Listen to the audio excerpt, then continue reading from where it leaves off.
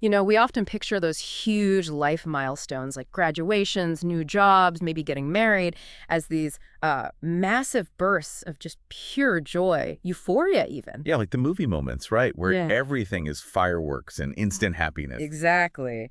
But our sources for today's deep dive suggest that sometimes for really profound changes, the reality can be, well, a bit quieter, maybe more Right. nuanced. It really shifts the perspective, doesn't it? Sometimes the biggest steps don't feel like fireworks at all. They might feel more like a quiet exhale, a sigh of relief, or even just normal. And that's exactly what we're getting into today, the emotional landscape of starting testosterone, or T, for transmasculine individuals, which it turns out can be pretty surprising. Absolutely. Our sources here are really fascinating. We're drawing directly from real experiences people shared in an online forum, specifically a Reddit thread kicked off by someone asking basically, is it normal not to feel any excitement after starting T? That's a powerful starting point. Yeah, and we're weaving that together with insights from medical perspectives and expert analysis, too. The goal here is really to get past the assumptions and explore what it actually feels like to start this huge journey. It's about digging into those varied, sometimes really unexpected emotional responses that people have, especially when it flies in the face of what we think people should feel. Okay, so let's dive into that surprising reality first, because the sources really highlight this big disconnect for a lot of people after waiting, sometimes for years. That first feeling after starting T, it's not excitement. Mm-hmm. Often something else entirely. Right. Take Trouble Dalian 2 from the forum. They mentioned waiting 3 years, a really long time. And when they finally started T, they said they didn't feel overly happy or excited. Wow. Even though, didn't they say they'd cried just a few months before over a delay? Yeah.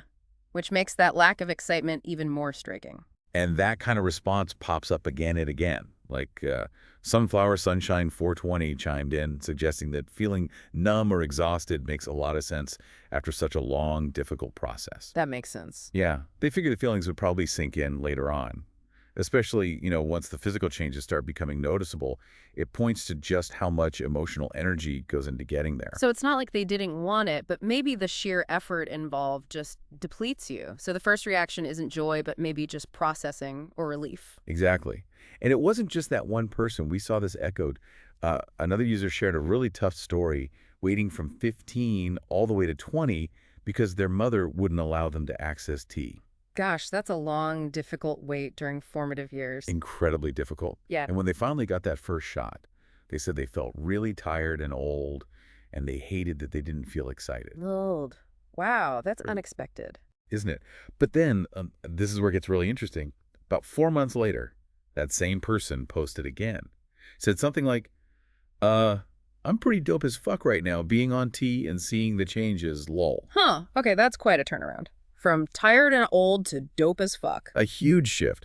It really makes you wonder about the internal processes, doesn't it? Going from that initial exhaustion to such a positive place just a few months later. Yeah, what's happening there? And we saw other descriptions too, like Raymond V feeling like they'd just clawed my way out of a deep, dark well after fighting for years to transition on their own. Again, not fireworks, Yeah. just the relief of getting out of the well, reaching solid ground after a struggle. So this all begs the question, why? Why this gap between the expected party popper moment and the often quieter reality? What's going on? Well, a big piece of it, as someone called Oscar Sloth mentioned, is just the long haul, the sheer exhaustion. Yeah. Accessing tea can be such an arduous process, fighting systems, waiting lists. Right. It drains you emotionally.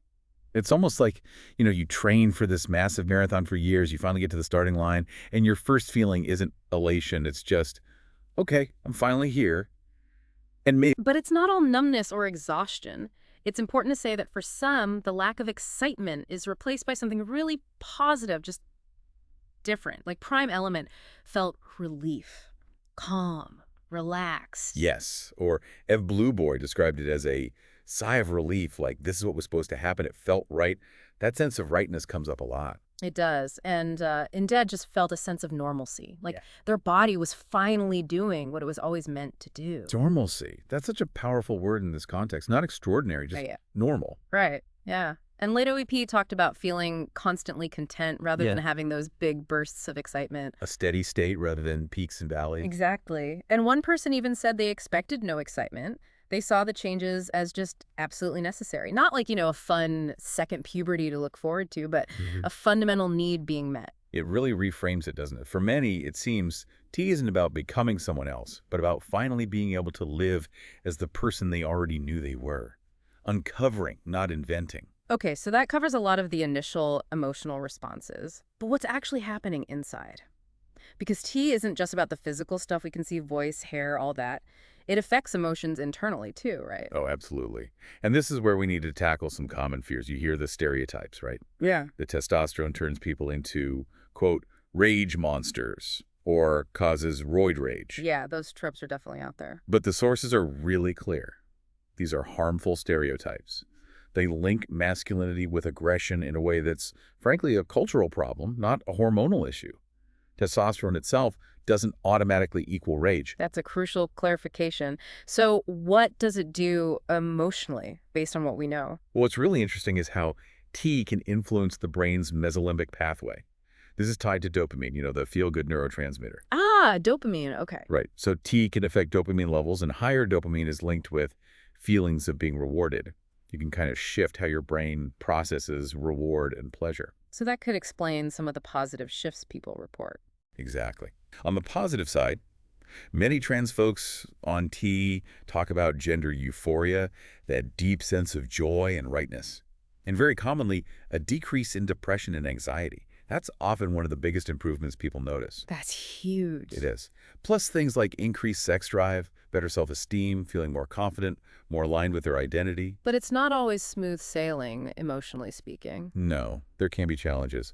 Some people do report feeling more irritable or queer to react, especially early on, though that often settles down over time as hormone levels stabilize. Okay. And it's really important to note, T can sometimes destabilize existing mental health conditions. For some, depression might worsen. This is why having ongoing support from a knowledgeable healthcare provider is absolutely vital.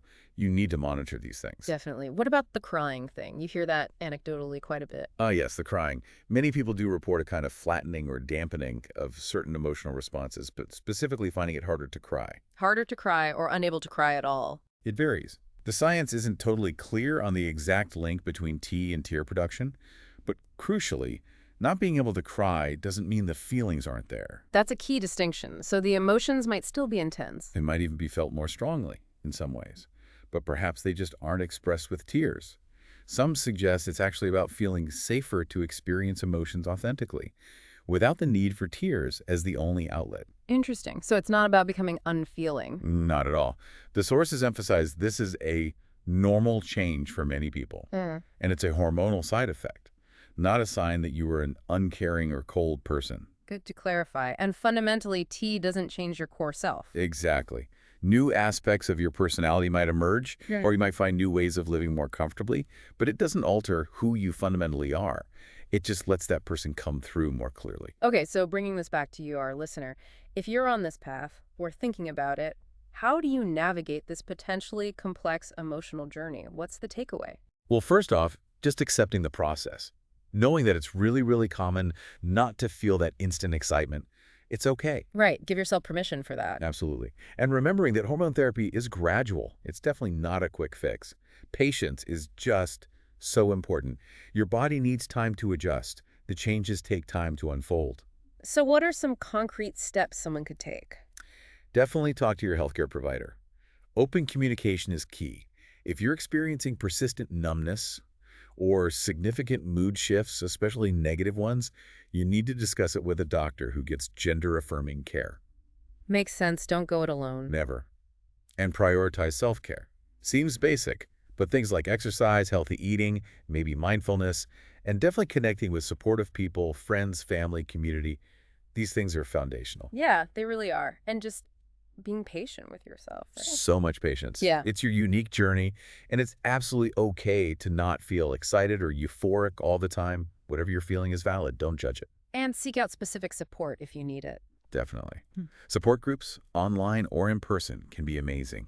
Or talking to a therapist who specializes in gender identity and transition. Just connecting with others who get it can make a world of difference. Because that initial lack of excitement, it doesn't mean the positive feelings won't come later. Like you said, the spark often arrives further down the road. Exactly. As those physical changes start happening, as things start aligning more with how you see yourself. Remember that user who felt pretty dope as fuck after 4 months? Yeah, that was a great one. Or Synthroid Gay, Hmm. who said at 6 months they felt far better and more confident than before, and just relieved not to be constantly thinking about their appearance. So that spark back, as one person put it really can happen once things start happening and you start to feel different. It's an unfolding, not an instant switch. Those deeper feelings often build gradually as you settle into yourself. So if we were to synthesize all this, what we've really seen today is that the emotional path of starting testosterone is just incredibly varied. It's deeply personal, Hmm. and it's often marked by feelings like relief or just feeling normal, or even that initial anticlimax, much more often than instant euphoria. It really is a marathon, isn't it? Not a sprint. Absolutely.